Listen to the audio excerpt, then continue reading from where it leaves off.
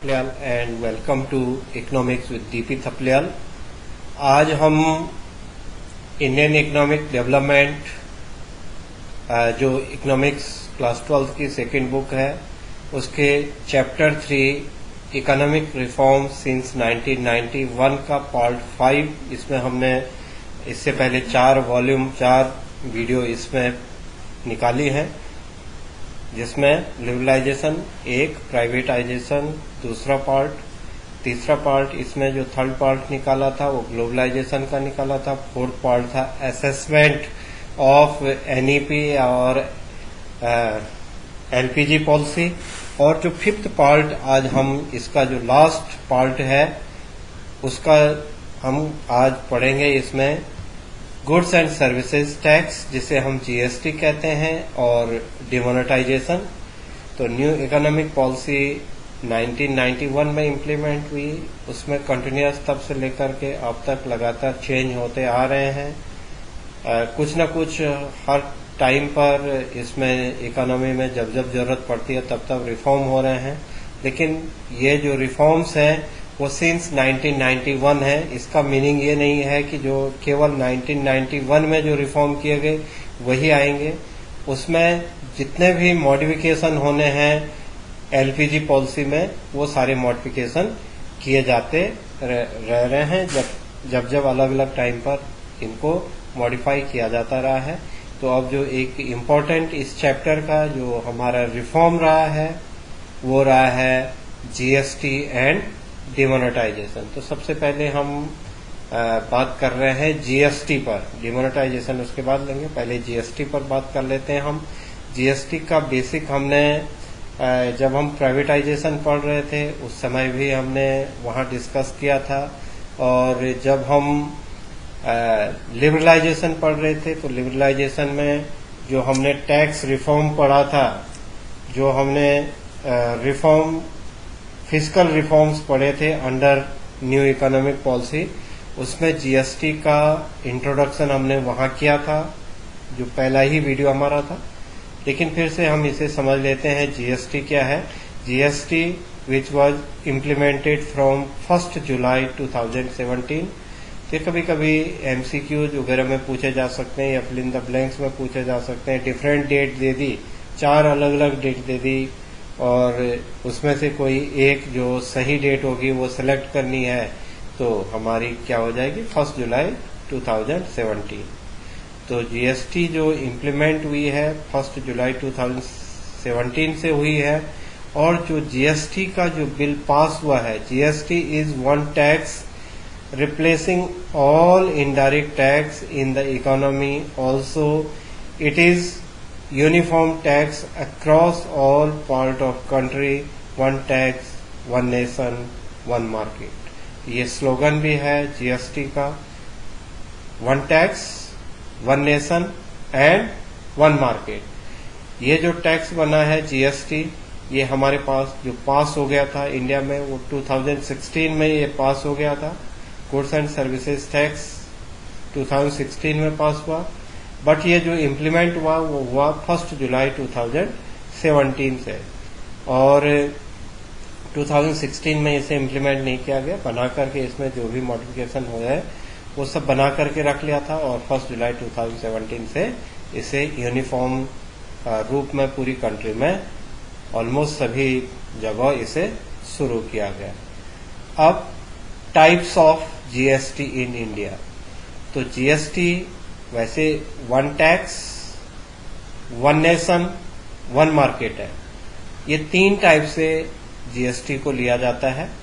एक है CGST, central goods and service tax, एक है SGST, state goods and services tax, और एक है IGST, integrated goods and services inter state trade.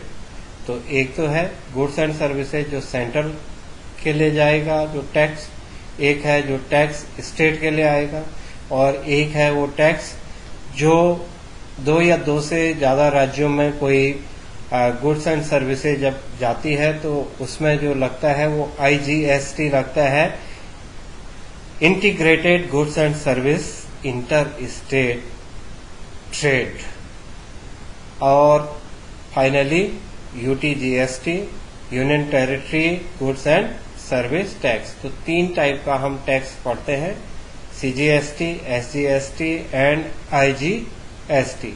तो ये 3 हमारे पास टैक्स की कैटेगरीज हो गई जिस टाइप में हमने जीएसटी को रखा है। अब जीएसटी के स्लैब बनाएंगे, किस चीज पर कितना टैक्स लिया जाएगा इसे डिसाइड करने के लिए इसके स्लैब बनाए गए, जो बहुत ज्यादा जरूरी हैं, जिन्हें एसेंशियल बोलते हैं। उन एसेंशियल सर्विसेज को हमने किसी भी स्लैब में नहीं रखा। हमारे पास जीएसटी के टोटल 4 स्लैब्स बनाए गए। जब जुलाई 2017 में जीएसटी इम्प्लीमेंट हुआ पूरी कंट्री में, तो इसमें 4 स्लैब्स बनाए गए, और एक ऐसा स्लैब तो नहीं बनाया गया, स्लैब से ऐसी चीजों को अलग रखा गया। 4 स्लैब्स में वो चीजें रखी गई जो नेसेसिटीज हैं जिनकी, फिर जो कंफर्ट गुड्स हैं, फिर उन चीजों को रखा गया जो लग्जरी आइटम है, और फिर लग्जरी आइटम्स के साथ पेट्रोलियम, टोबैको एंड लिकर्स वगैरह को भी रखा गया। तो इस टाइप से हमें इसे 4 कैटेगरी में, जब जीएसटी बन करके कंट्री के सामने आया तो 4 इसके स्लैब बने। बहुत जरूरी जो चीजें हैं उनको हमने फर्स्ट स्लैब में रखा, जो उससे कम जरूरी चीजें हैं जो आम लोगों के बीच में है और उससे कम जरूरी हैं, उनको हमने सेकंड स्लैब में रखा। थर्ड स्लैब में उन चीजों को रखा जो सेकंड एंड थर्ड स्लैब में जो कंफर्ट के लिए जो गुड्स यूज किए जाते हैं उनको रखा गया। और फोर्थ स्लैब में हमने उन चीजों को रखा जो लग्जरीज आइटम्स हैं और जो एक्सक्लूसिवली रिच क्लास के द्वारा ही ज्यादातर यूज किए जाते हैं। तो ऐसे करके हमने 4 स्लैब्स बनाए। लेकिन जो बहुत जरूरी चीजें हैं, जो एसेंशियल चीजें हैं, उन्हें टैक्स फ्री रखा गया। तो उसको स्लैब तो नहीं बनाया गया, बट उन्हें 0% टैक्स के रूप में एग्जेम्प्टेड कैटेगरी के नाम से रखा गया। तो 4 तो स्लैब्स हैं। 4 स्लैब जीएसटी के हैं जिनमें टैक्स लिया जाता है उनकी जो गुड्स एंड सर्विसेज हैं उनकी जरूरत के हिसाब से, उनकी नीड के हिसाब से, उनके कितने हमारे लिए वो एसेंशियल है उसके हिसाब से 4 तो स्लैब बनाए गए। लेकिन जो बहुत एसेंशियल है, जो बहुत जरूरी है, जो कॉमनली सबको जरूरी है, उन सब चीजों को एग्जेम्प्टेड कैटेगरी में रखा गया। और एग्जेम्प्टेड कैटेगरी को हमने 0% जीएसटी के नाम से जानते हैं। कई इसे भी एक स्लैब मानते हैं और 5 स्लैब मानते हैं, बट जो जीएसटी का बायलॉज है उसके हिसाब से 4 स्लैब्स हैं। और जो 0% है वो एग्जेम्प्टेड कैटेगरी है, वो कोई स्लैब्स की कैटेगरी में नहीं आता है कि एक स्लैब होगा वो। तो 0% कोई स्लैब नहीं है। स्लैब जो लोएस्ट का है वो 5% से है और हाईएस्ट हमारे पास 28% है। तो 5% जीएसटी टू 28% जीएसटी तक ये स्लैब बनाए गए हैं। और एग्जेम्प्टेड कैटेगरी 0% टैक्स जिन पर लिया जाता है। और वो कौन सी चीजें होंगी? 3 आइटम्स एग्जेम्प्टेड फ्रॉम जीएसटी। एक तो कॉमन सॉल्ट है, एक हेल्थ सर्विसेज हैं और एक एजुकेशनल सर्विस है।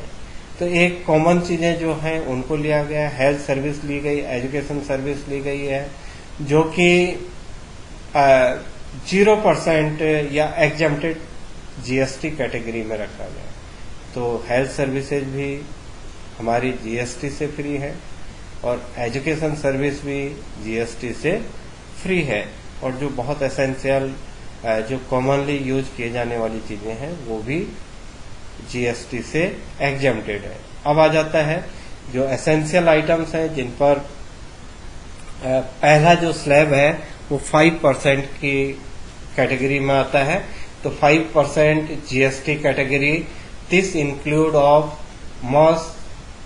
कंजम्पशन सच ए मेडिसिन्स, टी, शुगर, तो कुछ ऐसे दवाइयाँ हो गई है, चाय हो गई है, शुगर हो गई है, जो जरूरी चीजें, जरूरी दाल वगैरह जो ऐसी चीजें हैं, उन सब चीजों को 5% जो एसेंशियल आइटम है, तो उनको हमने 5% के जीएसटी की कैटेगरी में रखा है। दूसरा जो स्लैब है वो 12% जीएसटी कैटेगरी का है। दिस इंक्लूड कंप्यूटर्स हैं, और जो प्रोसेस फूड है मीन्स जो पैक्ड होते हैं, जैसे जैसे दाल वगैरह है, अगर खुली मिल रही है तो वो 5% की कैटेगरी में है। लेकिन उसी चीज को अगर आपने पैक्ड है, वो पैकेट में पैक किया गया है, तो वो 12% की जीएसटी में आएगा। ऐसे ही जैसे क्लॉथ है, वो तो 5% की कैटेगरी में आएगा, लेकिन क्लॉथ से रेडीमेड क्लॉथ बना लिया गया है, सीधे पहनने के लिए जो रेडीमेड क्लॉथ हम कहते हैं, रेडीमेड क्लॉथ है, तो वो 12% में आ जाएगा।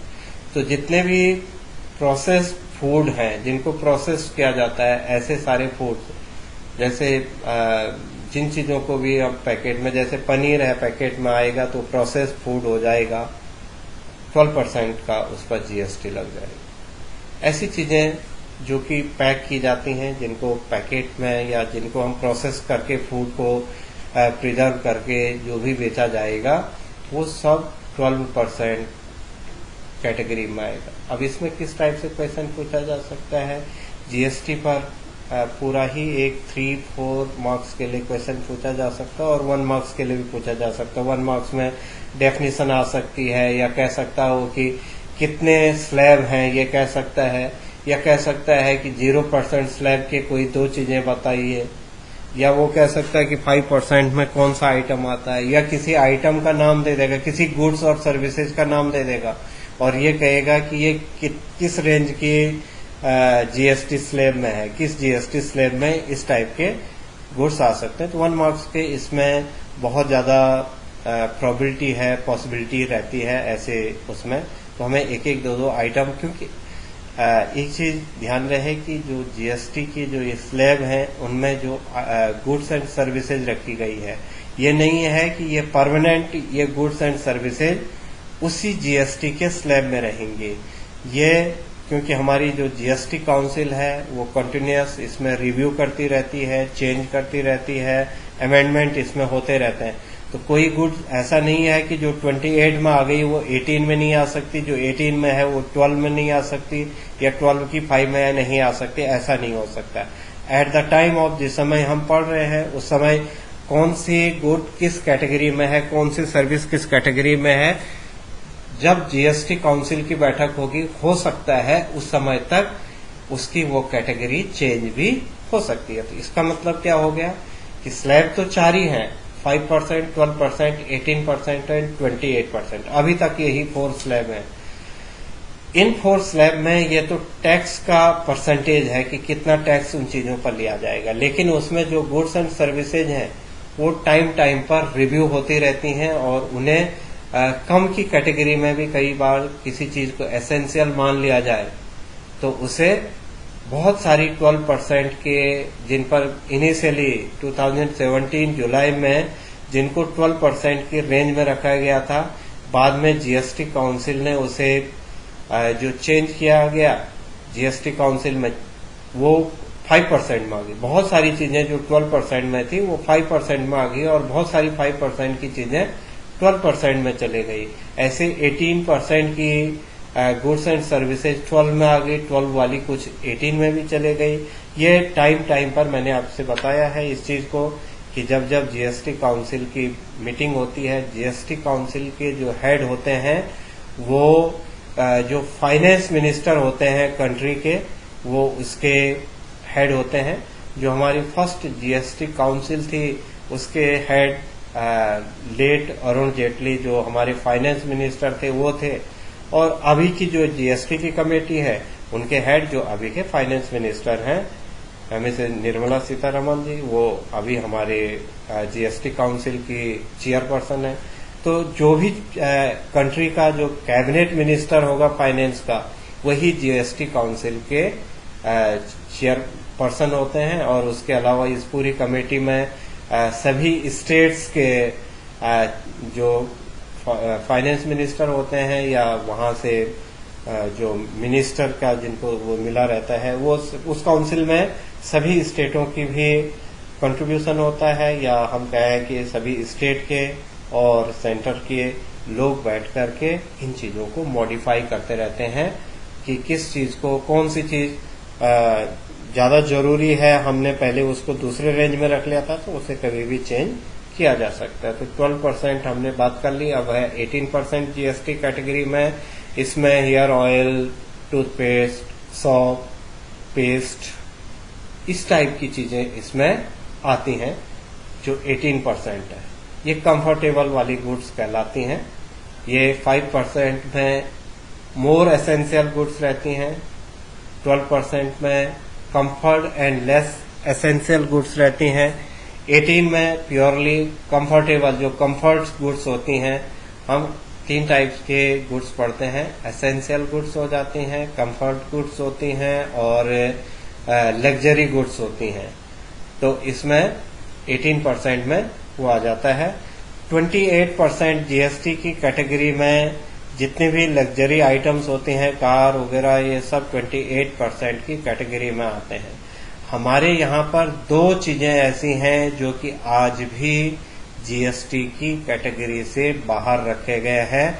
उसमें है पेट्रोलियम एंड जो लिकर्स वगैरह है, वो टोबैको, ये सारी चीजें जीएसटी के जो स्लैब बने हैं उनसे बाहर रखा गया उन चीजों को। तो 28% हमारा हाईएस्ट स्लैब है और जो लोएस्ट स्लैब है जीएसटी का वो 5% है।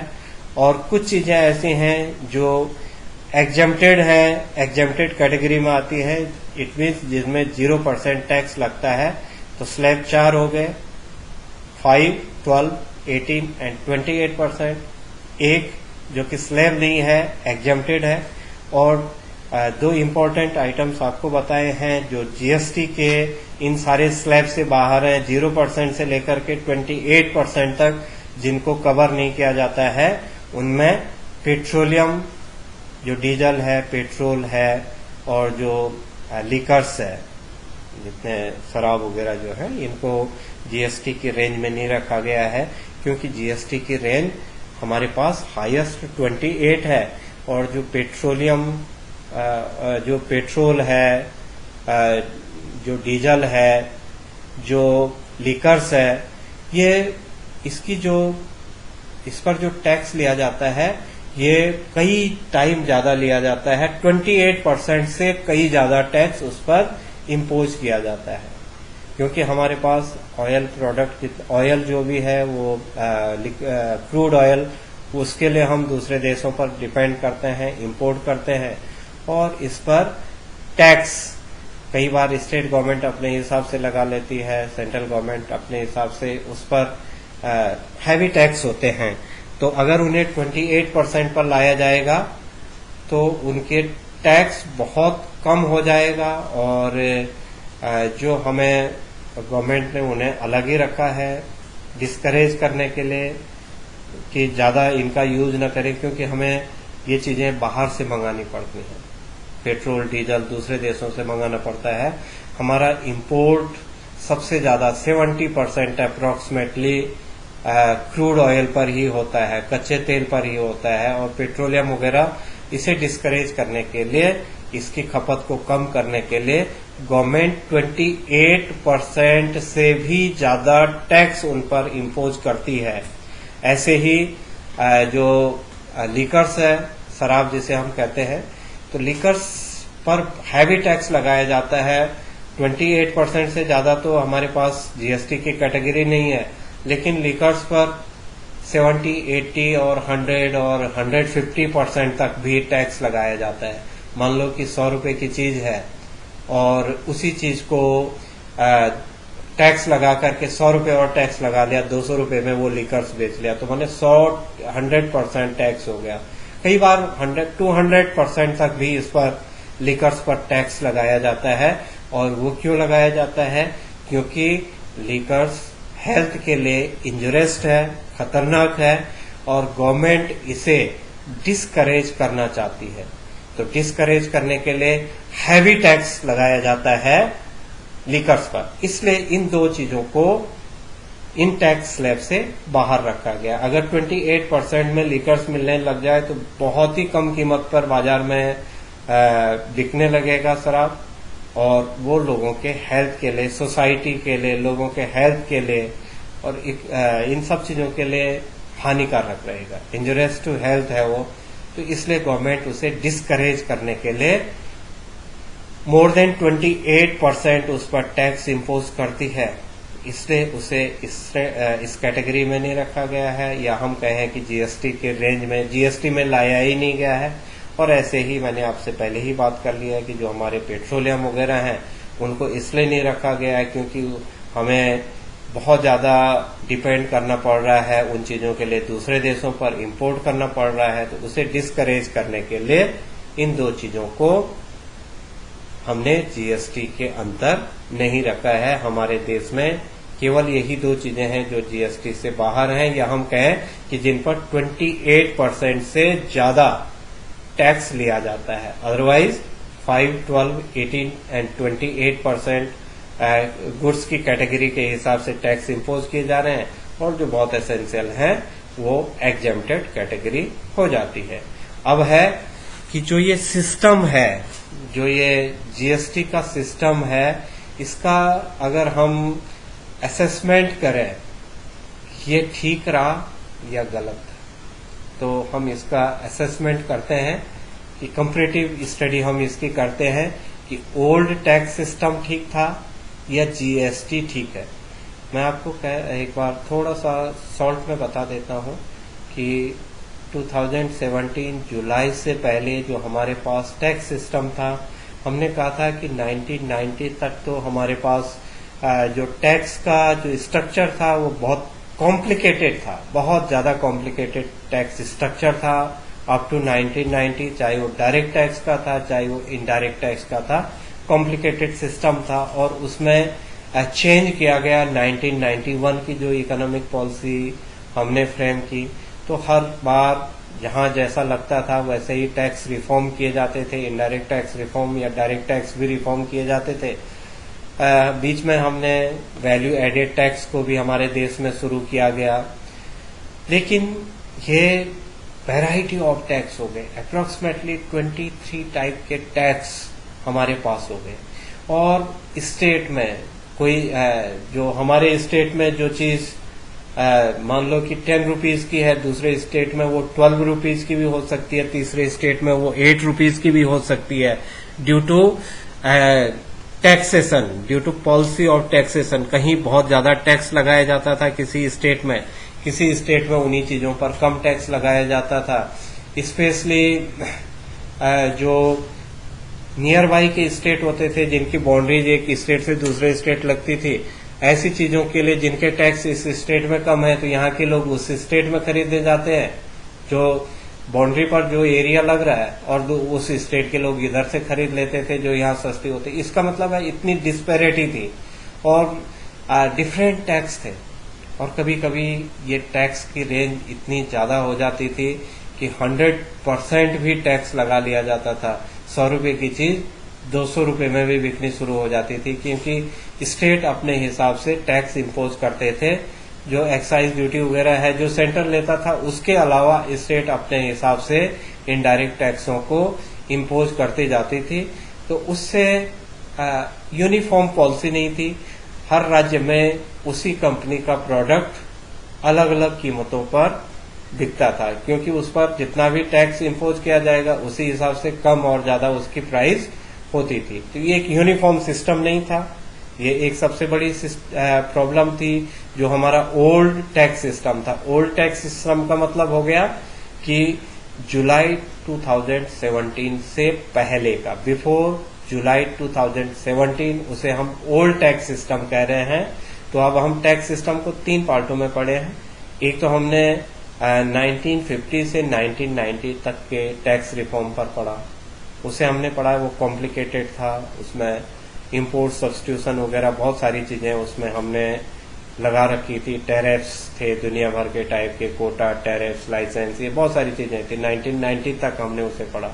फिर मॉडरेट टैक्स सिस्टम पढ़ा हमने, जिसे अभी हम ओल्ड टैक्स सिस्टम कह रहे हैं, उसे हमने 1991 में मॉडरेट टैक्स सिस्टम के नाम से जाना। लेकिन वो भी धीरे धीरे 2017 तक ये लगा कि हमारे पास क्या होना चाहिए, वन टैक्स वन नेशन, एक देश एक टैक्स होना चाहिए, एक जैसा रेंज होना चाहिए। तो टैक्स भी एक हो और एक देश में एक जैसा टैक्स हो, तो उसके लिए सिंगल टैक्स सिस्टम को शुरू किया गया। और जो ये पिछले जो अब इससे क्या होगा, हम बहुत शॉर्ट में मैं ये बता देता हूँ आपको कि जीएसटी से प्रोडक्ट की जो प्राइस हुई है वो कम हुई है, क्योंकि पहले डिफरेंट टाइप के टैक्स इम्पोज किए जाते थे और डिफरेंट टाइप के टैक्स इम्पोज किए जाने के कारण उसकी जो कॉस्ट है वो ज्यादा हो जाती थी, उसकी प्राइस भी ज्यादा हो जाती थी। तो उसकी प्राइस ज्यादा हो जाती थी। जब जीएसटी सिंगल टैक्स हुआ तो सिंगल टैक्स होने के कारण जो गुड्स एंड सर्विसेज हैं उन पर टैक्स कम आने लगा और एक देश एक टैक्स भी हो गया। अपने देश में सभी एक ही जैसे यूनिफॉर्म हो गया। ऐसा नहीं कि स्टेट वाइज वही प्रोडक्ट अलग अलग प्राइस में अलग अलग उसकी प्राइसिंग हो, ऐसा नहीं है। अब पूरे देश में एक जैसा प्रोडक्ट, एक कंपनी का प्रोडक्ट एक जैसी कीमत में बिकने लग गया, क्योंकि उसमें एक जैसा टैक्स पूरे देश में यूनिफॉर्म रहेगा। ये तो जीएसटी की अच्छी बातें कही हैं।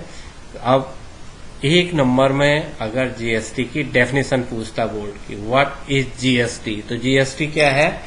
GST is the single comprehensive indirect tax on supply of goods and services right from manufacturer to the consumer। जो सीबीएसई सैंपल पेपर, सीबीएसई का बोर्ड पेपर नहीं कह रहा हूं मैं, सीबीएसई का जो सैंपल पेपर है 2020 का, उसमें एक क्वेश्चन था 1 मार्क्स में पूछा गया। सीबीएसई सैंपल पेपर 2020 में उसने कहा था कि जीएसटी इज और डिमांड जीएसटी ऑन और फिल इन द ब्लैंक्स छोड़ दिया था ऑफ गुड्स एंड सर्विसेज। और जो एमसीक्यू के जो वो दिए थे उसने ऑप्शन दिए थे, उसमें सप्लाई दिया था, डिमांड दिया था और एक आध दो चीजें और दी थी उसने, 4 चीजें उसने बना ली थी। तो क्या है जीएसटी? क्या है जीएसटी? किस पर लग रहा है? Supply of goods and services. तो जीएसटी एक तो सिंगल कॉम्प्रिहेंसिव इनडायरेक्ट टैक्स है। दूसरा, ये जीएसटी जो लगेगा वो गुड्स एंड सर्विसेज पर लगेगा right from manufacture to the consumer. तो जीएसटी जो लगता है वो कहां से लग रहा है? मैन्युफैक्चरिंग से लेकर के कंज्यूमर तक का एक ही टैक्स हो गया। अब 5% की कैटेगरी में है तो 5 हो जाएगा, 12, 18, 28, जिस भी कैटेगरी में गुड्स एंड सर्विस है वो एक ही यूनिफॉर्म रहेगा। और किस पर लगेगा? सप्लाई पर लगेगा। तो ये जीएसटी की डेफिनेशन हो गई।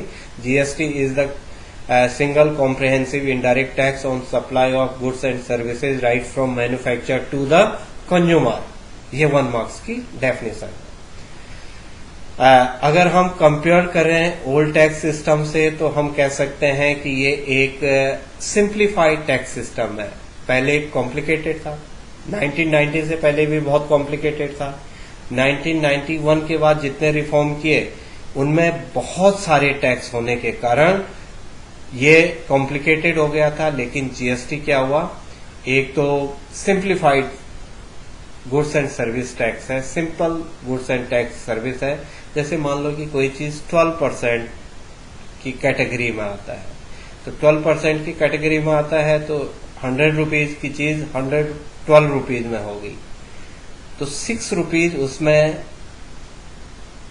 सीजीएसटी होगा और 6 रुपीज उसमें एसजीएसटी होगा। तो स्टेट को भी 6 रुपये मिल गया और सेंटर को भी 6 रुपीज मिल गया। अगर कोई 18% में है तो 9% सेंट्रल को मिल जाएगा और 9% स्टेट को मिल जाएगा। तो अब सेंटर को भी मिल रहा है टैक्स, स्टेट को भी मिल रहा है, लेकिन ऐसा नहीं है कि 12% की कोई चीज है वो 12% सेंटर को 12% स्टेट को नहीं। अगर 12% की स्लैब में कोई प्रोडक्ट आता है तो उसमें जीएसटी तो 12% पड़ेगा, लेकिन जो उसकी हिस्सेदारी होगी वो 6% तो सेंटर को जाएगा और 6% स्टेट को आ जाएगा। ऐसी व्यवस्था की गई है। तो ये बड़ा सिंपल है। और पहले ये होता था कि 23 टैक्स होते थे हर लेवल पर, वैल्यू एडेड के हर लेवल पर टैक्स लिया जा रहा था, मैन्युफैक्चर से भी टैक्स लिया जा रहा था, फिर जो फाइनल प्रोडक्ट को सेल कर रहा था उससे भी टैक्स लिया जा रहा था, और टाइप के भी बहुत सारे टैक्स थे, और सब टैक्सों को मिला करके वही चीज बहुत कॉस्टली, बहुत कॉस्ट उस पर आने लगी, इसलिए वो कॉस्टली होने लगी, उसकी प्राइस ज्यादा होने लगी। तो ये एक सरल सी चीज बनाई गई। और दूसरा ये है कि ये टैक्स जो है वो एक स्टैंडर्डाइज टैक्स था, पूरे देश में एक जैसा हुआ। और फिर इसमें मूवमेंट की फैसिलिटी है, गुड्स एंड सर्विसेज की फैसिलिटी है, freedom of movement of goods and service. आप आराम से किसी भी स्टेट में कोई भी गुड्स को फ्रीली उसे मूव करवा सकते हैं। टैक्स को आप आसानी से किसी भी सेंटर और स्टेट के बीच में इसमें कोई भी प्रॉब्लम नहीं आई। It has created a common market in the country. जो जीएसटी है, जीएसटी ने एक कॉमन मार्केट, कंट्री का एक कॉमन मार्केट किया है। तो ये हम इसके क्रिटिकल एनालिसिस करके, या हम ये कहें कि ये हमने इस सिस्टम का एक असेसमेंट किया है। और अगर हम क्रिटिकल एनालिसिस की बात करते हैं तो जीएसटी की अच्छी बातें तो सारी हैं ही हैं। उसके अलावा थोड़ा सा ये हुआ है कि लोगों को अभी भी जीएसटी के स्लैब्स का पूरा तरह से पता नहीं है कि कौन सी कमोडिटी, कौन सी गुड और कौन सी गुड्स एंड सर्विसेज किस स्लैब में आ रही हैं। 5 में आ रही हैं, 12 में आ रही हैं, 18 में आ रही हैं। इवन जो सेल करते हैं उनको भी बहुत बार इस चीज का पता नहीं होता है कि जिस चीज को वो सेल कर रहे हैं, मान लो कि कोई चीज एक महीने पहले 12% जीएसटी में थी, और अब गवर्नमेंट को जो लगा और जो काउंसिल बैठी, जीएसटी की काउंसिल बैठी, वो उसे 5% में लिया है। तो जो गुड्स एंड सर्विसेज है, अगर वो लैक ऑफ नॉलेज उसे है कि उसका प्रोडक्ट अब 5% पर आ गया, तो वो हम लोगों से 12% ही चार्ज करेगा। तो ये है इसमें जो जीएसटी की जो नॉलेज है, जीएसटी की जो लोगों के बीच में समझ है, वो अभी कम है, और उससे ही कई बार लॉस होता है। कई बार जो सेल करते हैं या जो सप्लाई करते हैं गुड्स एंड सर्विसेज की, उन्हें प्रॉपर रेंज पर पता न होने के कारण, जितनी उनकी वो होगी स्लैब होगा उसका पता न होने के कारण वो हायर रेंज को चार्ज कर लेते हैं। तो ये इसका एक डिमेरिट्स है अभी तक का, जब तक कि लोग इसे जो सप्लाई कर रहा है वो न समझे और जो कंज्यूमर है वो इसे पूरी तरह से न समझे, तब तक ऐसी समस्याएं हो सकती हैं। लेकिन जिस दिन ये सारी चीजें हट जाएंगी उस दिन ये प्रॉब्लम भी सॉल्व हो जाएगी, धीरे धीरे जैसे जैसे लोगों को पता लगने लग जाएगा। एक और जो स्कॉलर्स हैं जो इन चीजों पर अपना विचार रखते हैं, उनका ये मानना है कि जीएसटी की जो 28% की रेंज है वो बहुत बड़ी रेंज है, बहुत बड़ा स्लैब है, और 28% टू मच, ज्यादा बोला जा रहा है। इसलिए ये सजेस्ट करते हैं वो गवर्नमेंट को कि ये जो स्लैब है इसे घटाया जाए, 28% टैक्स ज्यादा होता है। तो कुछ स्कॉलर्स अपने आर्ग्यूमेंट ऐसा देते हैं। तो अगर हम क्रिटिसिज्म करते हैं या हम ये कहें कि हम क्रिटिकल एनालिसिस करते हैं तो अच्छाइयां तो बहुत हैं, उसके अलावा कुछ थोड़ा बहुत इसका क्रिटिसिज्म भी स्कॉलर्स करते हैं, अपने आर्ग्यूमेंट्स देते हैं। उनके हिसाब से ये जो टैक्स के स्लैब हैं वो 4 बहुत ज्यादा है। उनका ये मानना है कि टैक्स स्लैब 2 होने चाहिए, 4 स्लैब नहीं होने चाहिए, 2 स्लैब होने चाहिए, और दोनों स्लैब मॉडरेट होने चाहिए कि जो एसेंशियल एंड जो कंफर्टेबल्स की गुड्स हैं उनको तो एक स्लैब में रखा जाए और जो लग्जरी आइटम है उन्हें दूसरे स्लैब में रखा जाए, और लग्जरी आइटम भी ऐसा नहीं कि उनसे 28% उस पर चार्ज किया जाए, क्योंकि अगर लग्जरी आइटम्स नहीं सेल होंगे तो इकोनॉमी पर उसका बैड इम्पैक्ट पड़ेगा। तो हर चीज हर लोगों की रेंज में आनी चाहिए। ऐसा ना हो कि कुछ ऐसे गुड्स हों कि जो केवल जो बहुत रिच सोसाइटी है उन्हीं के पास पहुंचे और कम इनकम वाले लोग उन चीजों को न खरीद सकें। ऐसा भी नहीं होना चाहिए। ये जो इसके डिसफेवर में आर्गुमेंट देने वाले लोग हैं या स्कॉलर हैं, लोग भी नहीं कहेंगे हम, जो स्कॉलर्स हैं जो डिसफेवर में या जो इसके अगेंस्ट आर्गुमेंट दे रहे हैं सिस्टम के, जीएसटी के अगेंस्ट कोई नहीं बोलता। जीएसटी एक बहुत बढ़िया टैक्स है, ये सभी स्कॉलर्स का मानना है।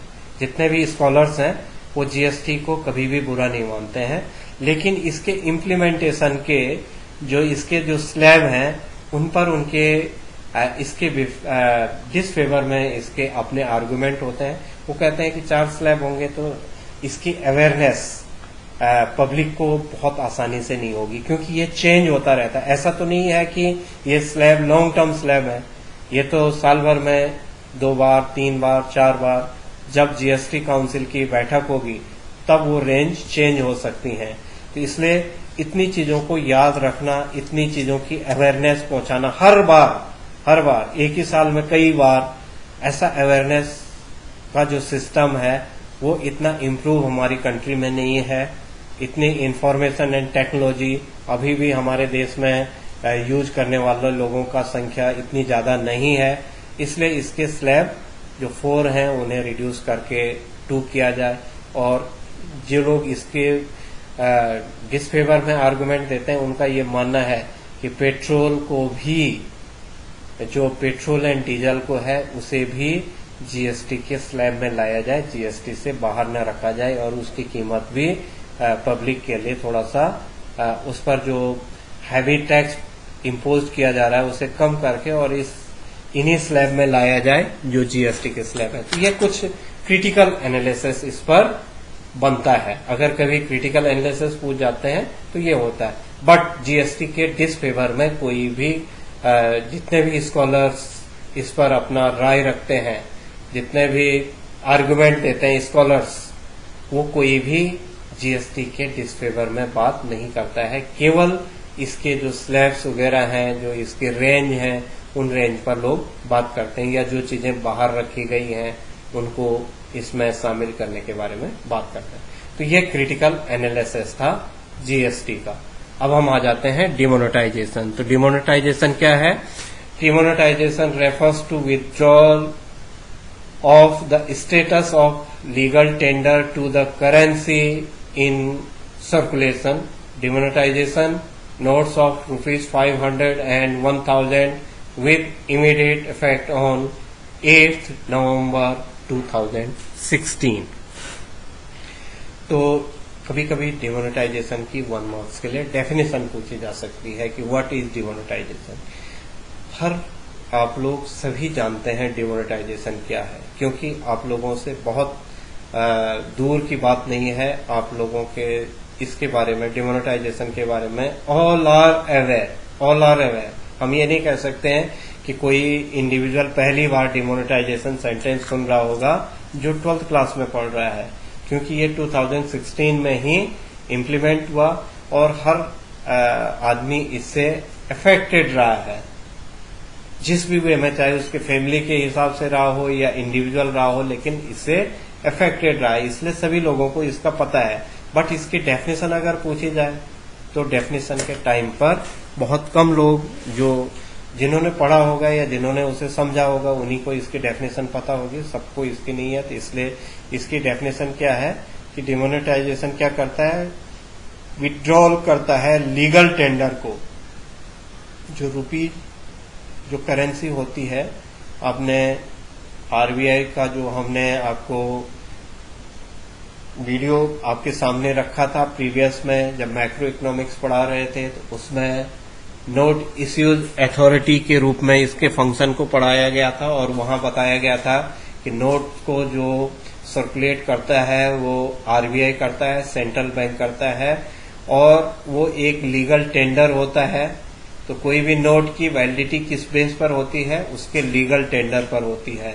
और अगर उसके लीगल टेंडर को विड्रॉल कर लिया जाएगा तो इसका मतलब है कि वही रुपया चलन से बाहर हो जाएगा। और हमारे यहाँ पर 500 एंड 1000 के जो नोट थे उनको 8 नवंबर 2016 की मिडनाइट 12 बजे रात से विड्रॉल कर लिया गया था 500 एंड 1000 के नोट के जो लीगल टेंडर थे उसे आरबीआई के द्वारा इस लीगल टेंडर को विड्रॉल कर लिया गया था। इसका मतलब है कि जो 500 एंड 1000 के नोट उस समय चलन में थे वो 8 नवंबर से चलन से बाहर हो गए।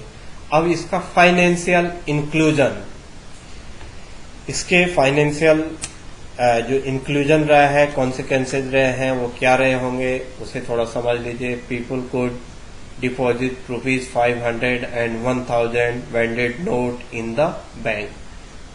2 मंथ का टाइम दिया गया था कि जो लोगों के पास 500 एंड 1000 के जो बैंड किए गए, वेंडेड नोट का मतलब होता है कि जिनका लीगल टेंडर वापस ले लिया गया हो। तो लीगल टेंडर विड्रॉल हो गया था, ऐसे 500 एंड 1000 के नोट्स को बैंक में डिपॉजिट किया लोगों ने। अब इससे क्या फायदा हुआ? Millions of the people open their bank account to deposit their cash transaction. अब पहली बार बहुत सारे अकाउंट ओपन हुए, क्योंकि बैंक में जो ये 500 एंड 1000 के नोट आपने जमा करने थे, केवल 2000 रुपीज तक ही आप बिना अकाउंट के वापस कर सकते थे। उसके अलावा अगर आपके पास 2000 से ज्यादा के नोट हैं तो उसके लिए आपको उस पैसे को बैंक अकाउंट में जमा करना जरूरी था। इससे एक फायदा हुआ कि मिलियंस ऑफ द पीपल, देश के हजारों लोगों ने अपने बैंक अकाउंट खोले, क्योंकि 500 एंड 1000 उस समय सबसे ज्यादा लोगों के पास नोट थे।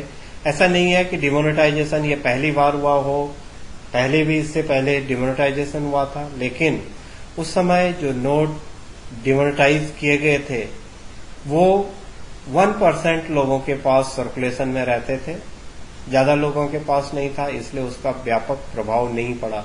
लेकिन जब ये अभी जो 2016 में जो डिमोनेटाइजेशन किया गया था उसमें 500 एंड 1000 की जो करेंसी थी वो मोर देन 90% लोग इस करेंसी को यूज कर रहे थे। मोर देन 90% लोगों के पास 500 एंड 1000 के नोट थे। तो जब ये 2000 से ज्यादा लोगों के पास ऑब्वियसली रहे होंगे तो अब लोगों को बैंक अकाउंट खोलने पड़े। तो ये एक फाइनेंशियल इंक्लूजन है कि पहले तो ये नोट बैंक में जमा हुए, तो जितना भी पैसा लोगों के पास जो अनअकाउंटेड जैसा लग रहा था, जो लोगों ने सेव कर रखा था, उसे बैंक में पहुंचाया। और दूसरा, इससे बैंक अकाउंट ओपन हुए, नए बैंक अकाउंट ओपन हुए।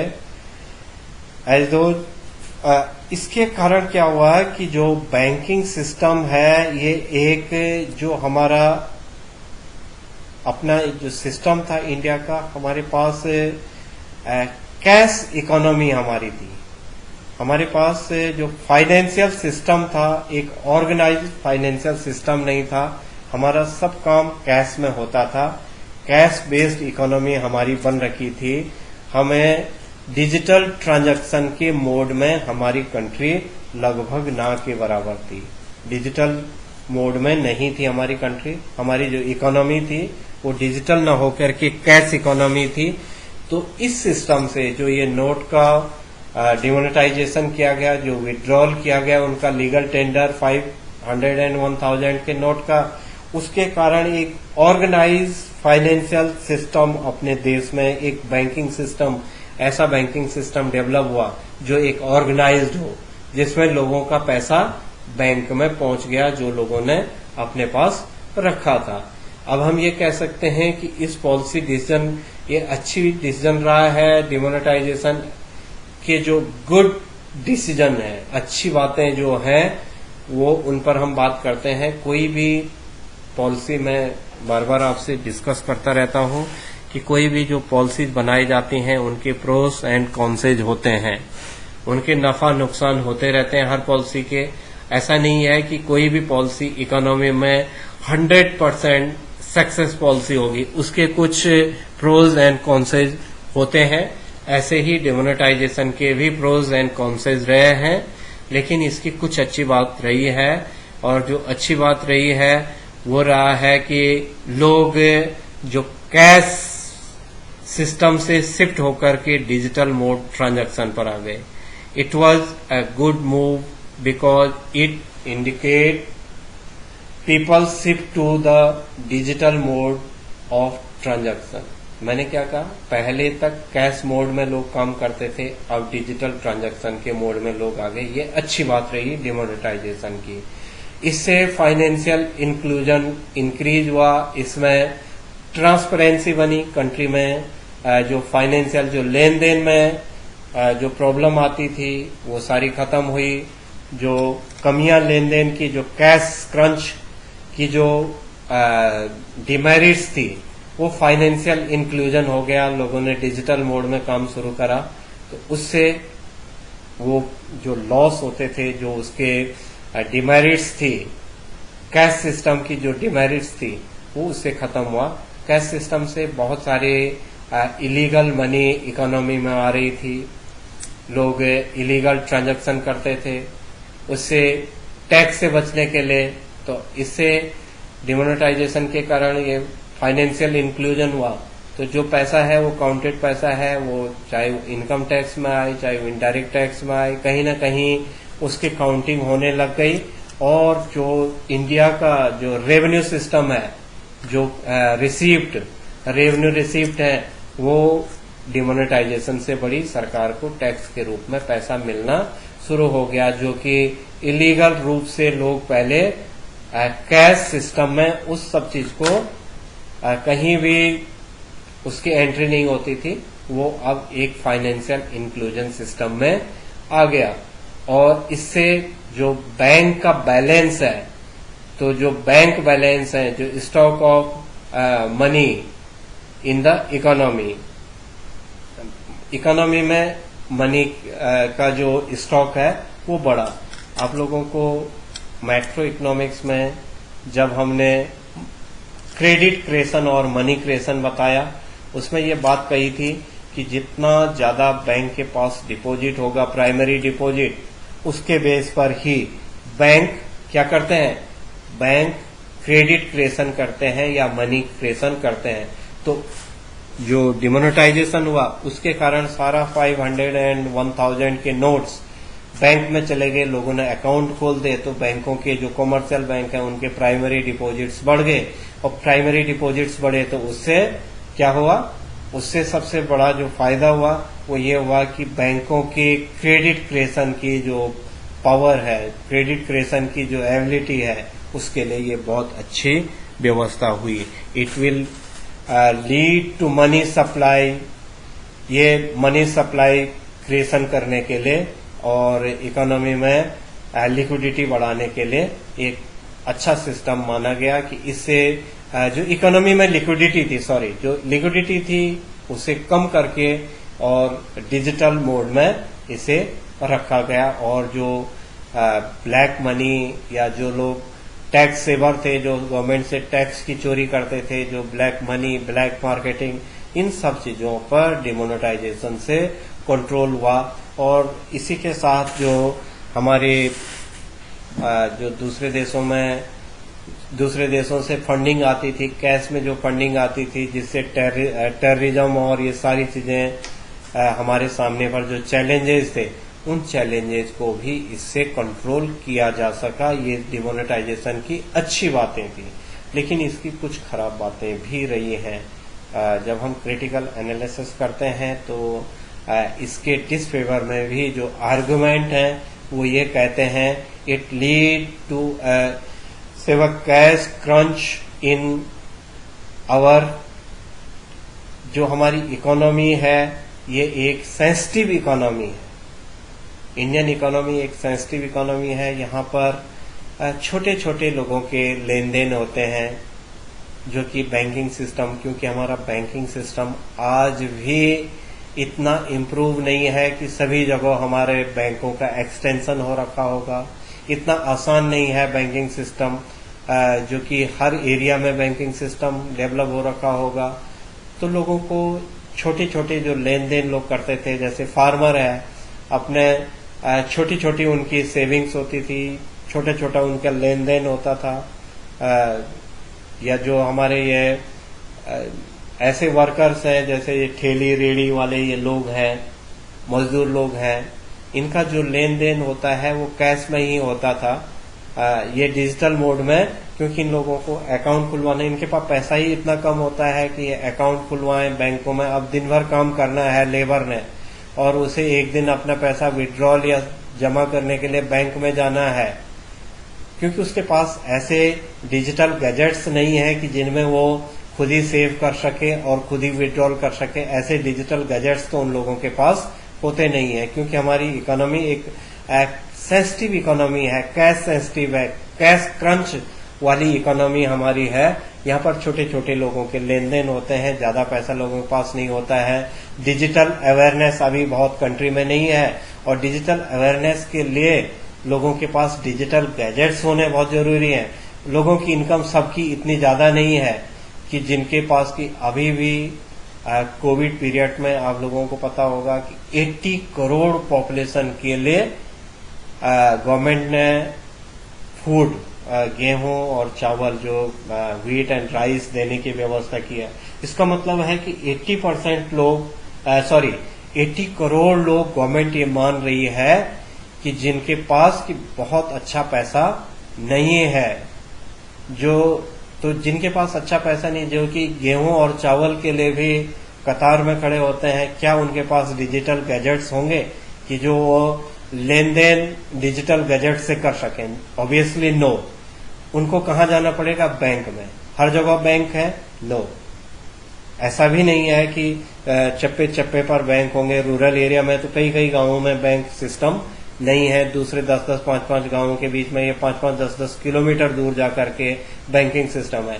तो एक दिन वो सेव करने जाएगा, एक दिन वो विड्रॉल करने जाएगा, और दिहाड़ी वो करता है, डेली वेजेज पर काम करता है या खेती का काम करता है। तो उसके लिए ये डिमोनेटाइजेशन सिस्टम बहुत अच्छा नहीं रहा, और इससे प्रोडक्शन एक्टिविटी पर पूरा प्रभाव पड़ा। जो ये छोटे छोटे कामगार लोग थे वो सब बेरोजगार हो गए, वो सब बेकार हो गए, उनके काम कम हुआ, उन पर उसका बहुत खराब प्रभाव पड़ा। और यही कारण है कि हमारे जीडीपी का जो ग्रोथ है उस पर एक डेंट आया है, कम हुई है हमारी जीडीपी ग्रोथ। डिमोनेटाइजेशन के बाद जिस हिसाब से जीडीपी को बढ़ना था उस हिसाब से ये बढ़ नहीं पाई, और डिमोनेटाइजेशन से अनएम्प्लॉयमेंट भी बढ़ा है। जो अपॉर्चुनिटी एम्प्लॉयमेंट की होनी चाहिए थी वो एम्प्लॉयमेंट की अपॉर्चुनिटी नहीं हो पाई।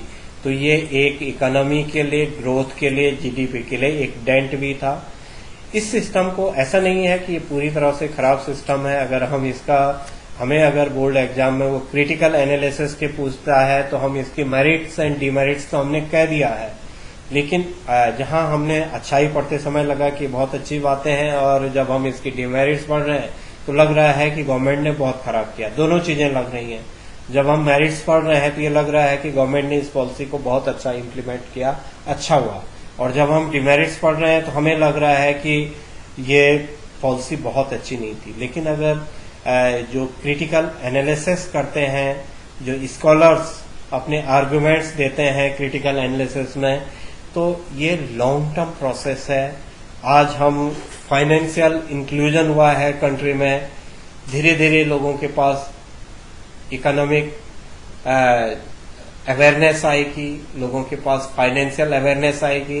ये निश्चित है कि अगर हम फाइनेंशियल अवेयरनेस हम में आएगी तो हमें फायदा होगा। आज अगर कोई काम करवा रहा है तो मिनिमम वेजेस डिसाइड है गवर्नमेंट के कि भाई एक मजदूर 300 रुपये से कम में काम नहीं करेगा, या अलग अलग टाइम पर अलग अलग रेट आते रहते हैं। अगर फाइनेंशियल सिस्टम से होगा तो उसके अकाउंट में 300 रुपीज वेजेज जाएगा। लेकिन अगर किसी ने कैश सिस्टम में वो किया तो उसे बोल दिया भाई 100 रुपए में काम करना है तो कर ले, नहीं करना है तो मत कर, तो उसे 200 रुपए का लॉस हो गया एक ही दिन में। ये तो वो सिस्टम है कि जिससे लॉस हुआ वो कैश सिस्टम है।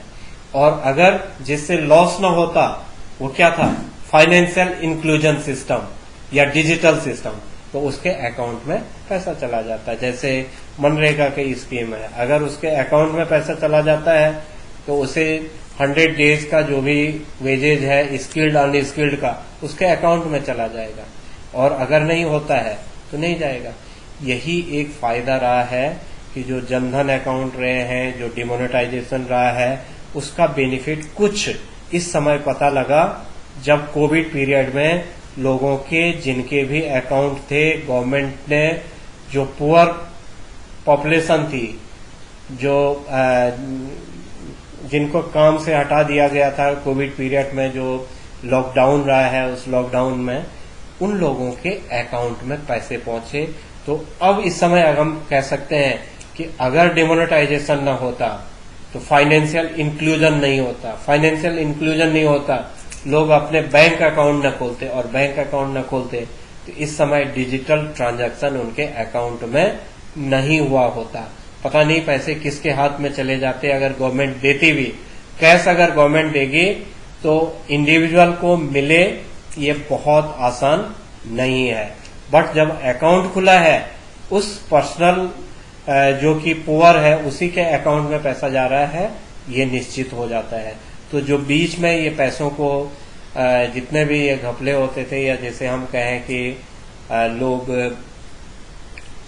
इस टाइप के पैसों को निकाल लेते थे, लोगों के पैसों को खा जाते थे, गरीब लोगों के पैसों का वो जो मिसयूज किया जाता था वो इससे बचा। तो ये एक बहुत बढ़िया बात इसमें देखी जा सकती है। तो इस ढंग से हम कभी क्रिटिकल एनालिसिस, क्योंकि क्वेश्चन नंबर 29 एंड 33 जो आएगा इंडियन इकोनॉमिक्स का 4 मार्क्स एंड 6 मार्क्स के लिए, वो क्रिटिकल एनालिसिस और इसी टाइप के एनालिसिस पर आना है कि आपके अपने आर्गुमेंट होने हैं कि आपको अच्छा लगा या बुरा लगा। तो आपको लगा का मतलब है कि आपने जितने भी लोगों के विचार हैं, जो हमारे स्कॉलर्स हैं, जो इन चीजों पर अपना विचार रखते हैं, तो स्कॉलर्स के विचारों को, अच्छे और बुरे विचारों को लिखना है, उसी में आपकी 4 और 6 मार्क्स आ सकती हैं।